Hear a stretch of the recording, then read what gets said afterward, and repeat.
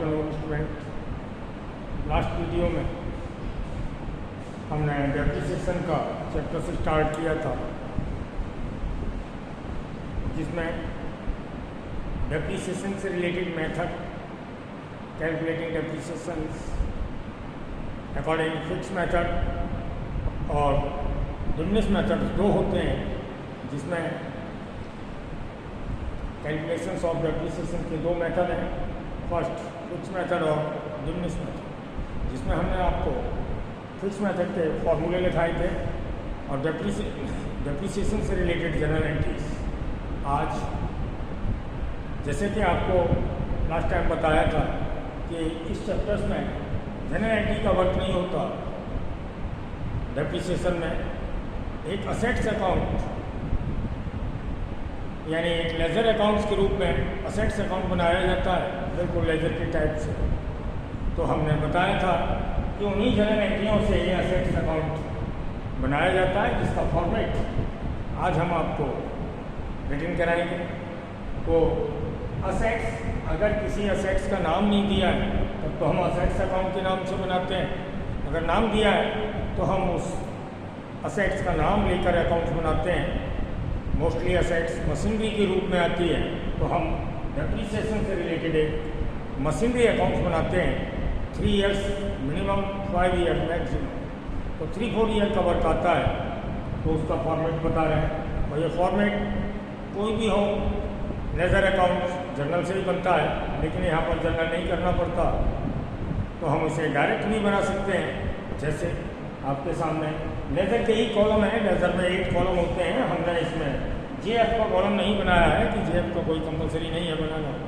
तो that particular rupees, that particular rupees अगर बना भी लेते हैं या आप लोग बनाते भी हैं तो उससे कोई प्रॉब्लम नहीं है, ना बनाए तो कोई प्रॉब्लम नहीं है। तो सबसे पहले हमने जैसे आपको फॉर्मेट के बारे में बताएं, डेप्रिसिएशन के लिए पहले कोई असेट्स परचेज की जाती है, तो आपको कल परचेज या जनरल एंट्री से रिलेटेड हमने सभी एंट्रियों को आपको राइटिंग कराया था। तो पहले असेट्स परचेज की जाएगी। जब कोई भी असेट्स परचेज की जाती है तो हमारी एंट्री होती है असेट्स अकाउंट या टू बैंक। तो परचेजिंग असेट्स के लिए उस जनरल एंट्रीज के अकॉर्डिंग हमारा टू बैंक डेबिट में आएगा।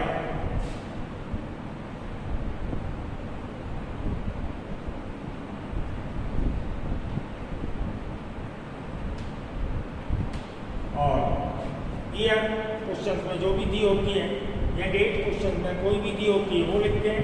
तो यहाँ पर हम अज्यूम करते हैं ईयर को 2020 और beginning date of the year April 1। हमने ये फॉर्मेट तो आपका अज्यूम होता है। जो परचेज की हमने असेट्स, तो एंट्री हुई है असेट्स अकाउंट या टू बैंक। उस जनरल एंट्री से हमने टू बैंक डेबिट में पोस्ट किया, यानी लेजर अकाउंट बना रहे हैं। उसके बाद and of the each year हम डेप्रिसिएशन प्रोवाइड करते हैं। तो डेप्रिसिएशन प्रोवाइड करने के लिए जो एंट्री की जाती है हमने आपको कल लिखाई थी, डेप्रिसिएशन एज लॉस, उसे डेबिट किया जाता है। तो डेप्रिसिएशन अकाउंट या टू असेट्स, इस एंट्री से हमारी जो रिकॉर्डिंग होगी, जो पोस्टिंग होगी, वो क्रेडिट साइड होगी bye depreciation and of the month.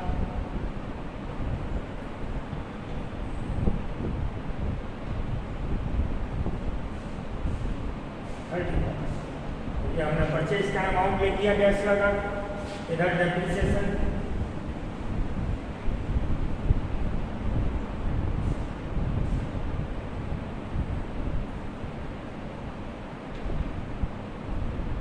जो भी आप कैलकुलेट करके डेप्रिसिएशन लाएंगे फिक्स मेथड से ईच ईयर वही लिखा जाएगा।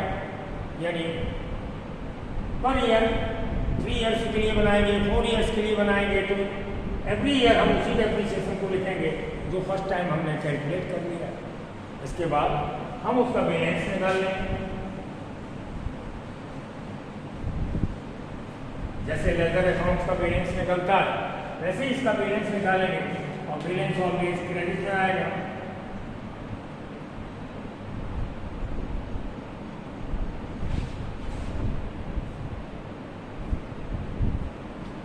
ये बन गया एक डेप्रिसिएशन अकाउंट फर्स्ट ईयर के 2020 हमने फर्स्ट ईयर लिया। ईयर नहीं लिए तो आप first year, second year, third year, fourth year भी ले सकते हैं। और date, beginning date of the year, ये जो भी क्वेश्चंस में दी हो वो डेट ले सकते हैं। तो आपको इसी से रिलेटेड बता दें।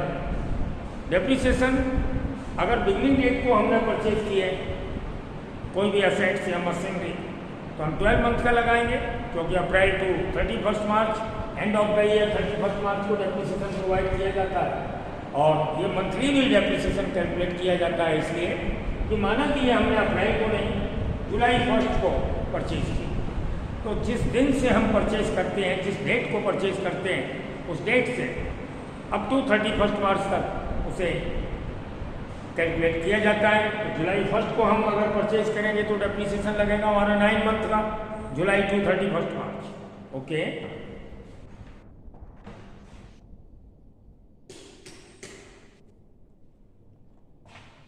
अप्रैल 1 को हमने परचेज किया तो डेप्रिसिएशन 12 मंथ का लगेगा, जुलाई 1 को परचेज किया तो 9 मंथ का लगेगा, अक्टूबर 1 को परचेज किया तो 6 मंथ का लगेगा। सपोज हमने मार्च 31 को लगा, मान लो परचेज किया मार्च 31 को, तो नो डेप्रिसिएशन, कोई भी डेप्रिसिएशन प्रोवाइड नहीं किया जाएगा। यानी परचेजिंग पीरियड से लेकर up to last date of the month and ending date of the month, ending date of the year तक का डेप्रिसिएशन लगाते हैं। तो डेबिट में आ गया परचेज मशीन की तो टू बैंक, क्रेडिट में लिख दिया बाई डेप्रिसिएशन। हर बार यही पोस्टिंग की जाती है, तो हमें जनरल एंट्री की हेल्प की भी ज़रूरत नहीं पड़ती, इसीलिए हम फॉर्मेट लिखा रहे हैं। तो फॉर्मेट को ध्यान में रखकर ही इसके अकाउंट्स को बनाते हैं। अब जो CD बैलेंस है इसको हम नेक्स्ट ईयर के लिए ट्रांसफर करेंगे।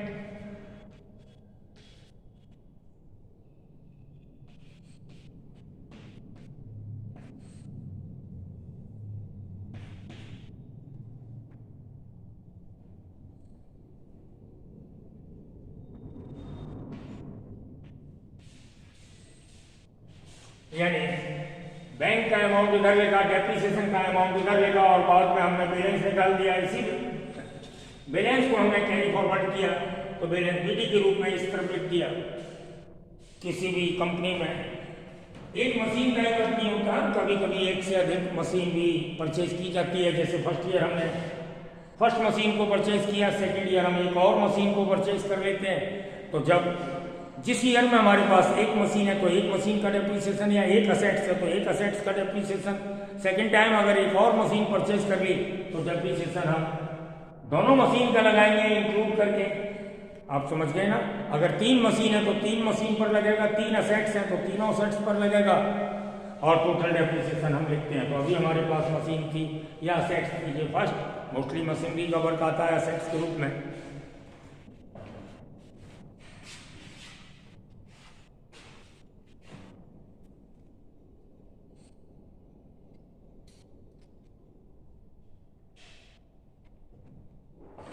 तो इस मशीन या सेट्स को हमने माना फर्स्ट।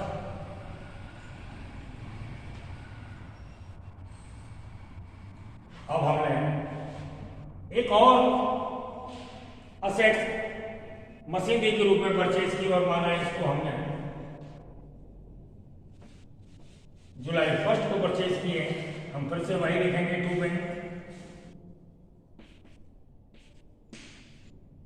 ये मशीन हो गई या सेट्स हो गई हमारी सेकेंड।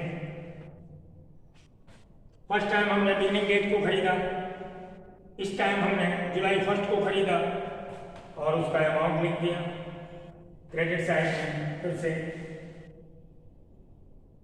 2022 बाई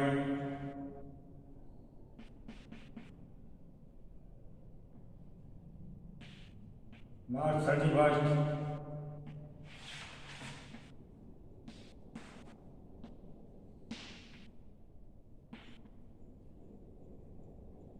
डेप्रिसिएशन हम फर्स्ट का 12 मंथ के लिए लगाएंगे और सेकंड का डेप्रिसिएशन लगेगा जुलाई 1 को खरीदा। लेकिन ये मशीन तो ऑलरेडी पहले से चल रही थी, बिगनिंग पीरियड में हमने परचेज की थी, तो ये हमने 12 मंथ का लगाया। मंथ के लिए हम एम लिख देते हैं और वही मशीन सेकेंड टाइम भी 12 मंथ का उतना ही अमाउंट लगेगा। लेकिन जो हमने सेकेंड मशीन परचेज की है वो जुलाई को की है, तो सेकेंड मशीन का हमारा लगेगा।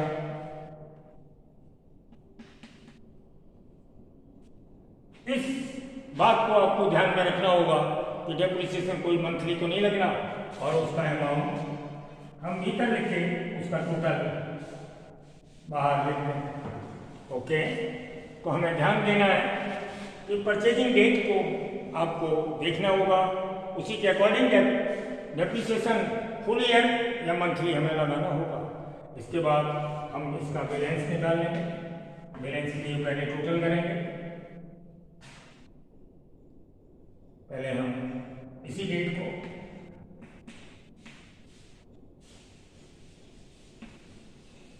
बैलेंस CD जो भी आएगा टोटल करके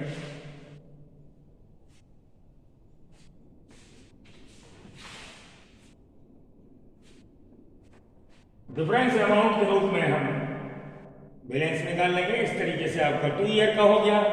फर्स्ट ईयर में हमारे पास एक असेट थी, सेकेंड ईयर में हमारे पास 2 असेट्स हो गए। हमने डेप्रिसिएशन दोनों के लिए लगाया, फर्स्ट का ये लगाया, सेकेंड का ये लगाया। ओके, इस तरीके से आपके पास 2 मशीन का 2 ईयर्स का वर्क हो गया। अब हम थर्ड ईयर में जाते हैं। थर्ड ईयर के लिए इस बैलेंस को हम पहले ट्रांसफर करेंगे नेक्स्ट ईयर के लिए।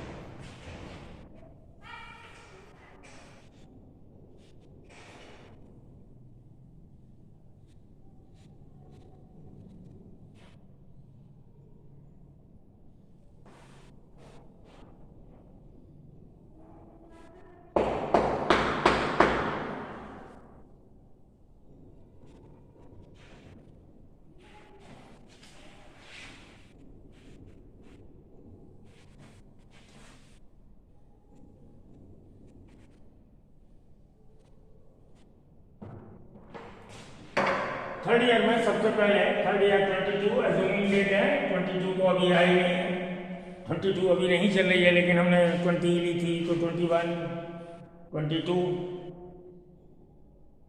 लिखना पड़ेगा क्योंकि ये फॉर्मेट का वर्क है। तो सबसे पहले हम सेकेंड ईयर का बैलेंस लाएंगे।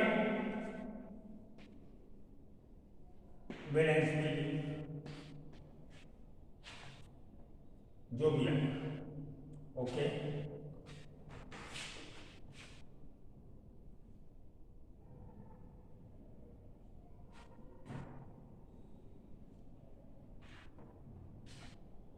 अब देखिए थर्ड ईयर हमारे पास ऑलरेडी 2 मशीन है।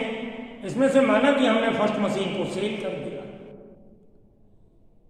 किसी भी कंपनी के पास एक से अधिक मशीन होती है, एक से अधिक असेट्स होती हैं, तो जो भी असेट्स होंगी मशीनरी के रूप में उस पर डेप्रिसिएशन लगेगा। एक है तो 1 का लगेगा, 2 है तो 2 का लगेगा।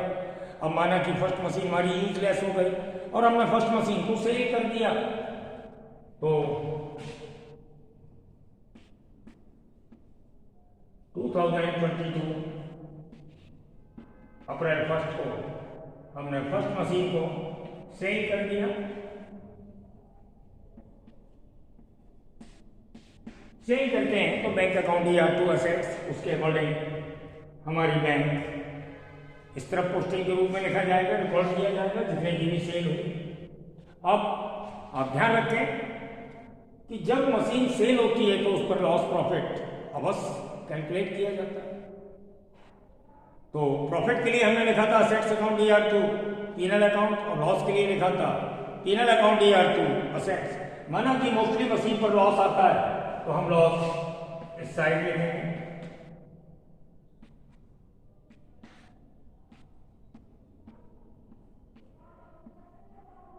लॉस। और यदि कभी प्रॉफिट आता है तो हम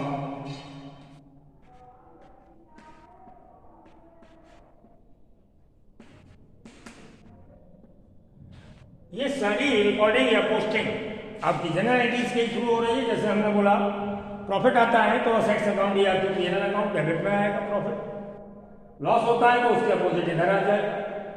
अब जिस डेट को हमने सोल्ड किया उसी डेट को एक और थर्ड मशीन खरीदी,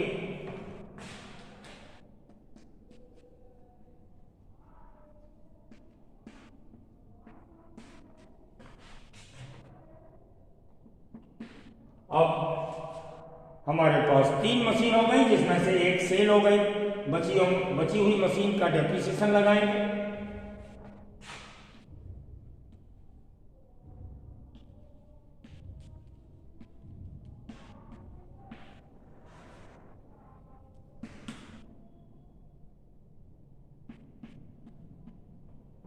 देखिए पहले तो फर्स्ट मशीन को लीजिए। फर्स्ट मशीन हमारी बिगनिंग पीरियड अप्रैल 1 में सेल हो गई, यानी थर्ड ईयर बिल्कुल भी यूज में नहीं आई, तो फर्स्ट मशीन का 0, कोई डेप्रिसिएशन नहीं लगेगा।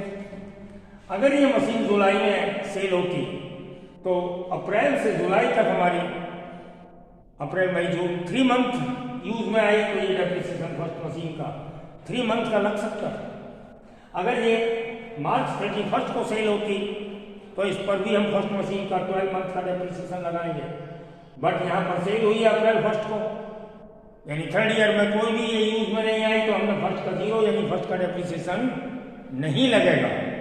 सेकंड का आप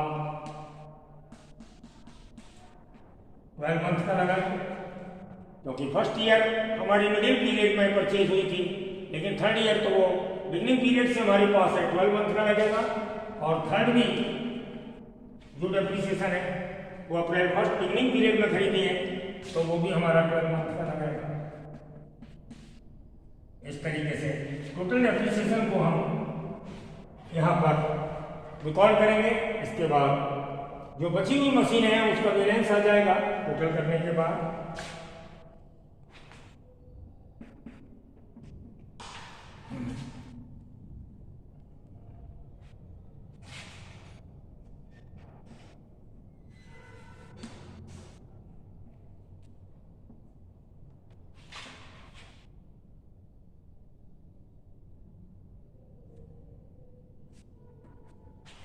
टोटल करने के बाद डिफरेंस वैल्यू को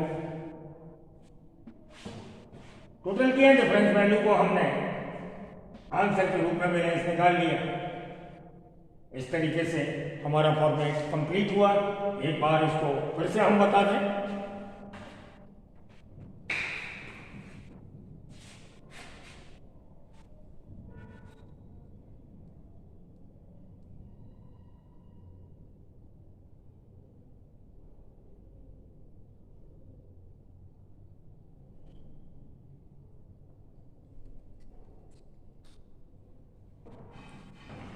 फर्स्ट ईयर का वर्क जब हमने किया था तो हमने डेबिट में परचेज के लिए 2 बैंक इधर लिखा था, इधर डेप्रिसिएशन लगाया था। हर बार डेप्रिसिएशन का वर्क क्रेडिट साइड में ही आता है जनरल एंट्रीज के अकॉर्डिंग, और बैलेंस शीट पर। सेकेंड ईयर में हमने 2 मशीन, एक प्रीवियस ईयर की एक और परचेज कर ली, तो 2 मशीन का डेप्रिसिएशन लगाया।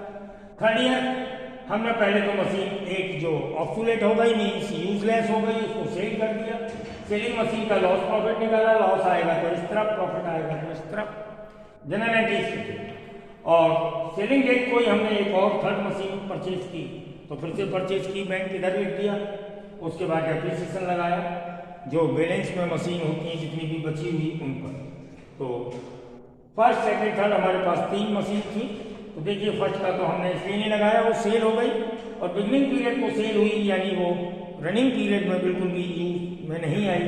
इसलिए माना कि इस मशीन को अगर हम जुलाई में सेल करते फर्स्ट वाली, तो इसमें अप्रैल टू जुलाई तक का डेप्रिसिएशन 3 महीने का यानी 3 मंथ के लिए कैलकुलेट करते। अगर अक्टूबर में सेल होती तो 6 मंथ का लगता, मार्च 31 को सेल होती थर्ड ईयर, तो इसका भी 12 मंथ का लगता। अदरवाइज हमने बची हुई सेकेंड और थर्ड मशीन का फुल ईयर पीरियड डेप्रिसिएशन लगाया और बैलेंस निकाल लिया। इस तरीके से आगे जब भी हम डेप्रिसिएशन से रिलेटेड असेट्स या मशीनरी अकाउंट्स को बनाएंगे तो इसी फॉर्मेट के अकॉर्डिंग हमारा एक मेजर अकाउंट्स बनेगा जो लॉन्ग क्वेश्चंस में 6 मार्क्स में आता है। Okay, bye.